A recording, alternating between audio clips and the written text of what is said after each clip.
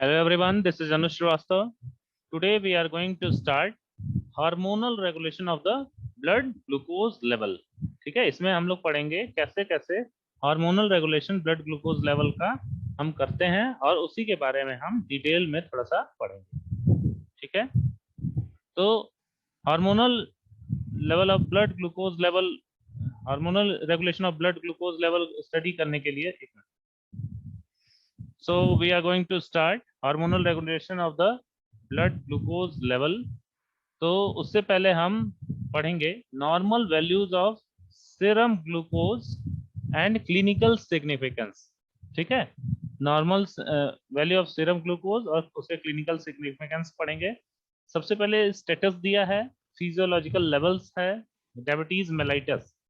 तो स्टेटस मतलब फास्टिंग में या 1 hour after glucose intake, 2 hours after glucose intake ये स्टेटस में आ जाएगा। ठीक है, फिर हमारा फिजियोलॉजिकल लेवल क्या है, मतलब हमारा जो नॉर्मल लेवल होता है बॉडी में वो कितना पाया जाना चाहिए। और ये हमारा डायबिटीज मेलाइटस के केस में, अगर डायबिटीज मेलाइटस है पेशेंट में तो उस केस में वो कितना वैल्यू रहना चाहिए। ठीक है, नेक्स्ट बात करेंगे। सबसे पहले फास्टिंग स्टेटस में हम देखेंगे 110 से 110 लगभग रहना चाहिए। ठीक है, और 110 mg पर डाइल्यूशन ये रहना चाहिए, जबकि डायबिटीज मेलाइटस में फास्टिंग वाले केस में 126 mg पर डाइल्यूशन रहता है।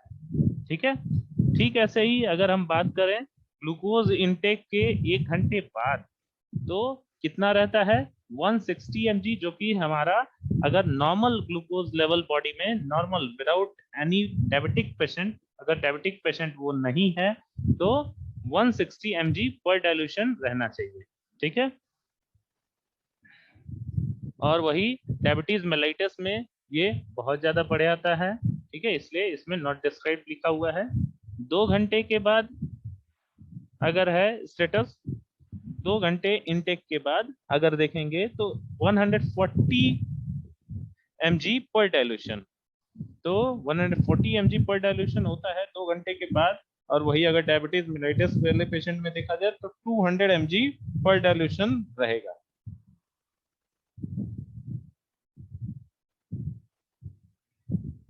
नेक्स्ट बात करेंगे हाइपोग्लाइसीमिया क्या होता है। तो हाइपोग्लाइसीमिया जो होता है, it is a blood glucose when below 55 mg पर डाइल्यूशन अगर रहता है तो इसे कहते हैं हाइपोग्लाइसीमिया कहते हैं। और ये लाइफ थ्रेटनिंग होता है, मतलब ये इसकी वजह से मृत्यु भी हो सकती है, मौत भी हो सकती है। इस केस में पेशेंट जो होता है अनकॉन्शियस होता है और इसमें इरिवर्सिबल ब्रेन डैमेज हो जाता है और जिसकी वजह से डेथ हो जाता है। तो देखें लिखा भी है ग्लूकोज लेवल बिलो 40 mg पर डाइल्यूशन लाइफ थ्रेटनिंग होता है, अनकॉन्शियस इसमें पेशेंट हो जाता है जिसमें इरिवर्सिबल ब्रेन डैमेज हो जाता है और जो कि जिसकी वजह से क्या होता है डेथ हो जाता है। ठीक है, सिम्टम्स हैं इसमें headache, anxiety, confusion, sweating, slurred speech, seizures, coma and death. मतलब सिर दर्द रहेगा, एनजाइटी रहेगा, कंफ्यूजन रहेगा, बार बार पसीने आएंगे, साफ वो बोल नहीं पाएगा, ट्रिमर्स वगैरह सीजर्स वगैरह भी आते हैं और इस तरीके से पेशेंट कोमा में चला जाता है और डेथ हो जाती है हाइपोग्लाइसीमिया केस में। नेक्स्ट बात करेंगे इसके क्या कॉजेज हैं। कॉजेज हैं इंसुलिन ओवरडोज इंटेंसिव रेजाइम्स के थ्रू, ये इंसुलिन ओवरडोज के वजह से भी हाइपोग्लाइसीमिया हो सकता है। नेक्स्ट है post prandial increase insulin transient hypoglycaemia mild system. मतलब ये सारे एक तरह से फ्लो चार्ट में दिया हुआ है कि ये चीजें की वजह से हमारा माइल्ड सिम्टम्स हाइपोग्लाइसीमिया का दिखता है। नेक्स्ट है pancreatic beta cell tumour, insulin secreting tumour damage. जो होता क्या है, जो पैंक्रियाटिक बीटा सेल होता है उसमें ट्यूमर हो जाता है जिसमें इंसुलिन सिक्रीट होता है वो प्रॉपर सिक्रीट नहीं हो पाता है और इस तरीके से हिपेटोसेलुलर डैमेज भी हो जाता है। लिवर सेल डैमेज और हिपेटोसेलुलर डैमेज मतलब लिवर सेल डैमेज हो जाता है। नेक्स्ट कारण है अल्कोहल कंजम्पशन की वजह से भी हाइपोग्लाइसीमिया हो सकता है। फिर नेक्स्ट है hyposecretion of adrenal pituitary thyroid hormones. Hyposecretion मतलब जो नॉर्मल सिक्रीशन एड्रीनल और पिट्यूटरी और थायराइड हार्मोन्स का होता है वो प्रॉपर नहीं हो पा रहा है, वो कम हो रहा है, इसकी वजह से भी हाइपोग्लाइसीमिया हो सकता है। नेक्स्ट है drug dies induce liver damage.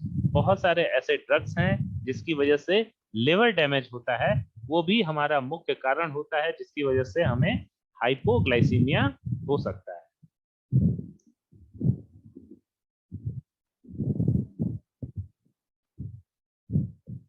Next बात करेंगे oxidative pathway of glucose decreasing glucose level. तो ऑक्सीडेटिव पाथवे क्या है? Normal fasting glucose blood glucose 70 से 110 mg पर डाइल्यूशन होता है, 70 से 110।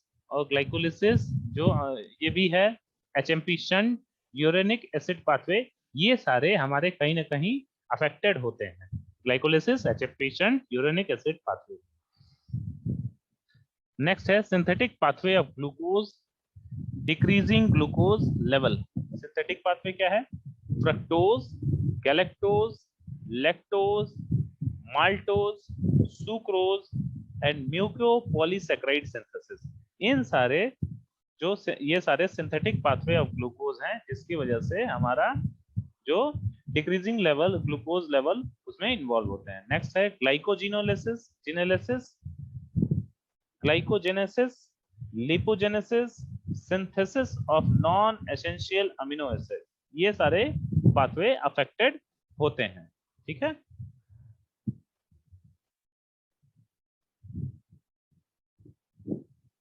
अब क्या क्या सोर्स हैं हमारे बॉडी में ग्लूकोज का? ठीक है, तो सबसे पहला बात करेंगे absorption of dietary carbohydrates in GIT. GIT में डाइटरी कार्बोहाइड्रेट्स का एब्जॉर्प्शन जो होता है उसकी वजह से हमारा ग्लूकोज हमारे बॉडी को मिलता है। जो डाइटरी कार्बोहाइड्रेट जैसे कि होता है starch, sucrose, glucose, fructose, lactose और माल्टोज, ये सारे डाइटरी कार्बोहाइड्रेट्स हैं जिसकी वजह से हमारे बॉडी को, ह्यूमन बॉडी को ब्लड ग्लूकोज मिलता है। नेक्स्ट है ग्लूकोनियोजेनेसिस। ग्लूकोनियोजेनेसिस भी एक हमारा बायोकेमिकल पाथवे है जिसकी वजह से हमें ग्लूकोज हमारे बॉडी को मिलेगा। नेक्स्ट है ग्लूकोनियोजेनेसिस में अमीनो एसिड्स पे आ जाएंगे, ग्लिसरॉल भी आ जाएंगे, प्रोपियोनेट, लैक्टेट, पायरुवेट। नेक्स्ट है ग्लूकोजीनोलाइसिस इन लिवर एंड मसल। ये भी हमारा इसकी वजह से हमारा लिवर और मसल में जो ग्लूकोजीनोलाइसिस होता है उसकी वजह से भी हमें ग्लूकोज हमारे बॉडी को मिलता है। नेक्स्ट है depletion of glucose in human body. Glucose का डेप्लीशन मतलब कम, धीरे धीरे घटना कब हो जाता है? सबसे पहले glycolysis, glycogenesis, synthesis of amino sugar और मोनोसैकेराइड्स। ठीक है, अमीनो शुगर और मोनोसैकेराइड्स की वजह से जो इसके सिंथेसिस होगा, अमीनो शुगर और मोनोसैकेराइड, इसके वजह से भी हमारे बॉडी में ग्लूकोज लेवल डेप्लीट होगा, कम होगा। नेक्स्ट है सिंथेसिस ऑफ फैट। फैट का जब सिंथेसिस होता है तब भी ग्लूकोज लेवल का डेप्लीशन होता है। नेक्स्ट एचएमपी शंट, ये भी हमारा बायोकेमिकल पाथवे है। नेक्स्ट है रीनल एक्सक्रीशन। जो रीनल थ्रेशोल्ड है वो 180 mg% होता है, या maximum of the renal excretion जब होता है, सीधी सीधी बात करें, जब जब ज्यादा ज्यादा से ज्यादा रीनल एक्सक्रीशन होता है उसकी वजह से भी हमारा क्या होता है? ब्लड ग्लूकोज लेवल हमारे बॉडी में इसकी कमी आती है। नेक्स्ट है renal tubular maxima for glucose. इसमें क्या होता है? Glucose maximum of the glucose content हमारा रीनल एक्सक्रीशन के थ्रू बाहर निकल जाते हैं, जिसकी वजह से ब्लड ग्लूकोज लेवल हमारे बॉडी में कम हो जाता है। नेक्स्ट है ग्लूकोज होम्योस्टेसिस। ग्लूकोज होम्योस्टेसिस का मतलब ये है कि जो हमारा ब्लड ग्लूकोज लेवल है वो रेगुलेटेड फॉर्म में रहे, नॉर्मल फॉर्म में रहे, उसी को क्या कहेंगे, ग्लूकोज होम्योस्टेसिस कहेंगे। ठीक है, तो इसमें देखिए definition, regulation of blood glucose in normal range. तो ग्लूकोज होम्योस्टेसिस किसे कहेंगे, regulation of blood glucose in normal range, मतलब नॉर्मल रेंज में हमारा ब्लड ब्लड ग्लूकोज रहे तो उसी को क्या कहते हैं, ग्लूकोज होम्योस्टेसिस कहते हैं। नेक्स्ट है normal fasting blood glucose level. Normal fasting blood glucose level इसमें कितना रहेगा, 70 से 110 mg पर dilution. Normal post prandial blood glucose level, इसमें पोस्ट पेंड्रियल मतलब खाने के बाद वो कितना रहेगा, 110 से 180 mg पर डाइल्यूशन रहेगा। इसी ओवरऑल को क्या कहेंगे, ग्लूकोज होम्योस्टेसिस कहेंगे।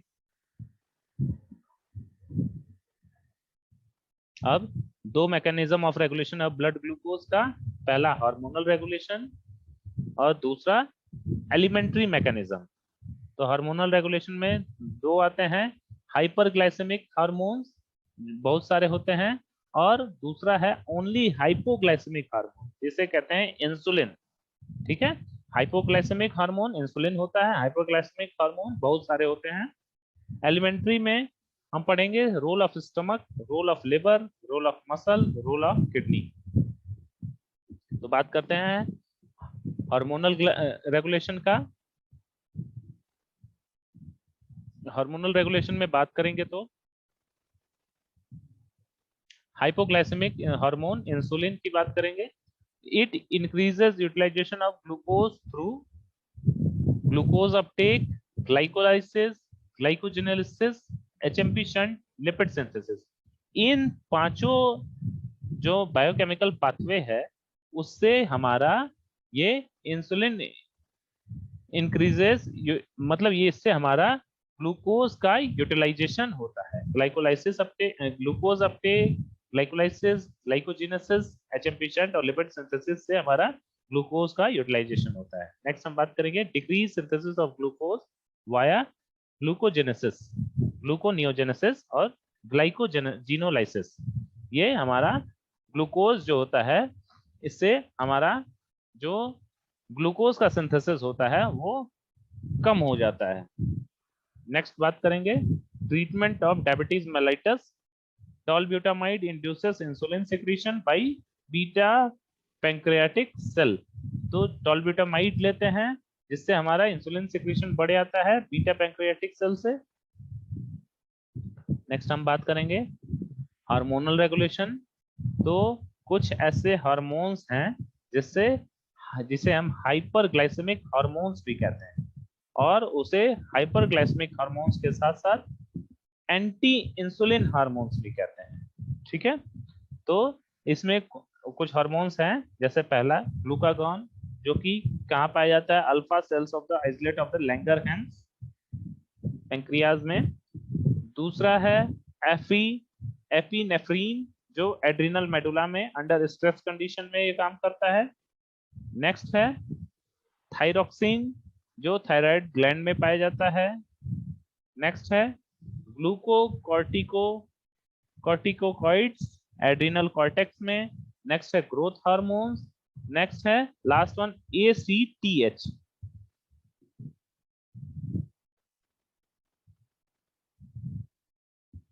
फिर बात करेंगे हार्मोनल रेगुलेशन का हाइपरग्लाइसेमिक हार्मोन्स में। तो सबसे पहला है it increases the glucose level by enhancing. कुछ ऐसे बायोकेमिकल पाथवे हैं जिसके बढ़ने से हमारा ग्लूकोज लेवल थोड़ा सा बढ़ जाता है। तो सबसे पहला क्या है, ग्लूकोनियोजेनेसिस। दूसरा है ग्लाइकोजिनोलाइसिस और तीसरा क्या है, एलिमेंट्री एब्जॉर्प्शन। हमारा प्रॉपर बॉडी में जो हम खा रहे हैं उसका प्रॉपर एब्जॉर्प्शन हो रहा है, तो उससे भी है ग्लूकोज लेवल थोड़ा सा बढ़ जाता है। इसके अलावा ग्लूकोनियोजेनेसिस और ग्लाइकोजिनोलाइसिस की वजह से ये जो दो हमारे बायोकेमिकल पाथवे हैं उसकी वजह से भी हमारा ग्लूकोज लेवल बॉडी में बढ़ जाता है। नेक्स्ट है decreases utilisation of glucose by decreasing. अब जो ग्लूकोज का यूटिलाइजेशन डिक्रीज हो जाता है, कैसे? जब हमारा ग्लूकोज अपटेक कम हो जाता है, ग्लाइकोलाइसिस कम हो जाता है, ग्लाइकोजेनेसिस कम हो जाता है, एचएमपी शंट कम हो जाता है। ये सारे बायोकेमिकल पाथवे हैं, ग्लाइकोलाइसिस, ग्लाइकोजेनेसिस, एचएमपी शंट और लिपिड सिंथेसिस। ये सारी चीजें अगर हमारे बॉडी में ये बायोकेमिकल पाथवे जब हमारा ये पूरा मैकेनिज्म कम होने लगते हैं तो डिक्रीज यूटिलाइजेशन ऑफ ग्लूकोज भी हो जाते हैं, मतलब ग्लूकोज का प्रॉपर यूटिलाइजेशन नहीं होगा वहां पे। नेक्स्ट बात करेंगे regulation of blood glucose level. अब कैसे हम ब्लड ग्लूकोज लेवल को रेगुलेट करेंगे? तो पहला है efficient, to maintain continuous supply to brain which has obligatory requirement for glucose. इसमें हमारा जो वेरियस हार्मोन्स हैं जो हमारे ब्रेन में सप्लाई होते हैं वो प्रॉपर सप्लाई होने चाहिए, जिससे ये भी एक प्रमुख वजह होता है जिसकी वजह से हमारे बॉडी में ब्लड ग्लूकोज लेवल मेंटेन रहता है। नेक्स्ट है आरबीसी, रीनल मेडुला और cells lacking mitochondria needs glucose as energy source. ऐसे आरबीसी, ऐसे रीनल मेडुला या सेल जिसमें माइटोकॉन्ड्रिया नहीं है, वो क्या करते हैं? ग्लूकोज नीड करते हैं, ग्लूकोज रिक्वायर करते हैं for as a energy source. Next है well fed condition. Well fed condition, जब हमारा खाना प्रॉपर हम खा रहे हैं, डाइट प्रॉपर ले रहे हैं, तो ब्लड ग्लूकोज लेवल हमारा हाई रहेगा, इंसुलिन बढ़ेगा और हाइपरग्लाइसेमिक हार्मोन्स घटेंगे। ठीक है, तो इस तरीके से हमारा ब्लड ग्लूकोज लेवल मेंटेन रहेगा।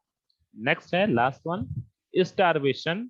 स्टारवेशन मतलब भूख का लगना, ब्लड ग्लूकोज लेवल्स लो, मतलब जब भूख लगेगा तो हमारा ब्लड ग्लूकोज लेवल भी कम हो जाएगा, फिर हमारा इंसुलिन घट जाएगा और hyperglycaemic hormone increases in circulation और हमारा हाइपर ग्लाइसेमिक हार्मोन जो होंगे वो बढ़ेंगे। कहाँ पे? सर्कुलेशन में, बॉडी के सर्कुलेशन में ये हार्मोन्स हमारे बढ़ेंगे, जिसकी वजह से हमारा ब्लड ग्लूकोज लेवल मेंटेन नहीं हो पाएगा। तो इस कुल मिला जुला के हमें ध्यान देना है कि बहुत ज्यादा फास्टिंग कंडीशन में पेशेंट को नहीं रहना है, डायबिटिक पेशेंट को।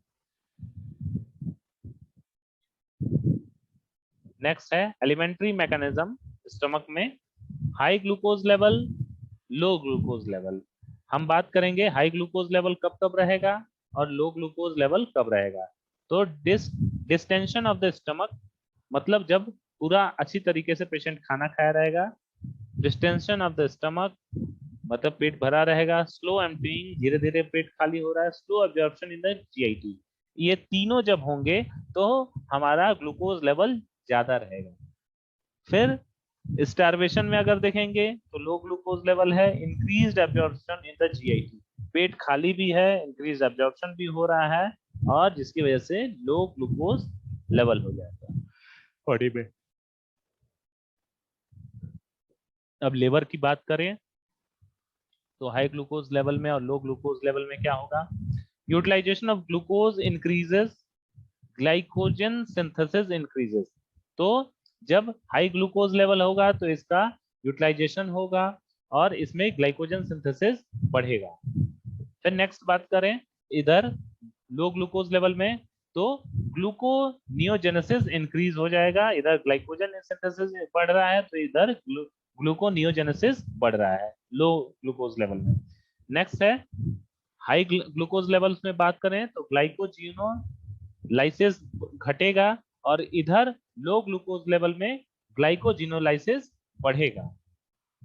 नेक्स्ट बात करें लिपोजेनेसिस इंक्रीजेस, इसमें जो हमारा हाई ग्लूकोज लेवल में जो वेल फेड की वजह से है उसमें लिपोजेनेसिस हमारा बढ़ेगा और ग्लूकोज यूटिलाइजेशन घटेगा इधर लो ग्लूकोज लेवल में। नेक्स्ट है इसके साथ lactic Cori cycle conversion of lactose to pyruvate glucose increases.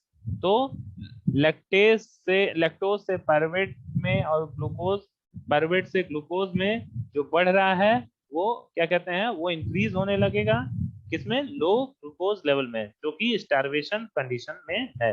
ध्यान रहे स्टार्वेशन मतलब भूख, भूख में रहना, खाना प्रॉपरली ना खाना, डाइट प्रॉपरली ना लेना। अब बात करते हैं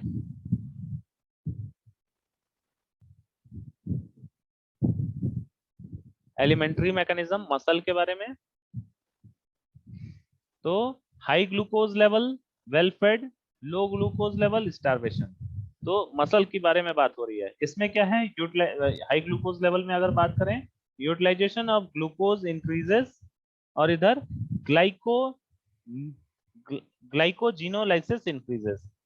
मतलब हाई ग्लूकोज लेवल में ग्लूकोज का यूटिलाइजेशन बढ़ जाता है और इधर लो ग्लूकोज लेवल में ग्लाइकोजिनोलाइसिस जो बायोकेमिकल पाथवे वो बढ़ जाएगा। इधर क्या है, हाई ग्लूकोज लेवल में ग्लाइकोजन सिंथेसिस इंक्रीजेस, ग्लाइकोजन का सिंथेसिस बढ़ने लगता है और साथ साथ ग्लाइकोजिनोलाइसिस घटने लगेगा, क्योंकि ये वेल फेड में है, ग्लूकोज लेवल बढ़िया है, ज्यादा है। इधर हम बात करें लो ग्लूकोज लेवल की, तो ग्लूकोज यूटिलाइजेशन हमारा घट जाएगा। जब ग्लूकोज यूटिलाइजेशन घट जाएगा तो ग्लाइकोजन सिंथेसिस प्रॉपर नहीं होगा और इस तरीके से ग्लाइकोजिनोलाइसिस हमारा वहां पे लो ग्लूकोज लेवल में बढ़ जाएगा। नेक्स्ट है लिपोजेनेसिस इंक्रीजेस, लाइपोजेनेसिस इसमें बढ़ जा रहा है, किसमें, हाई ग्लूकोज लेवल में।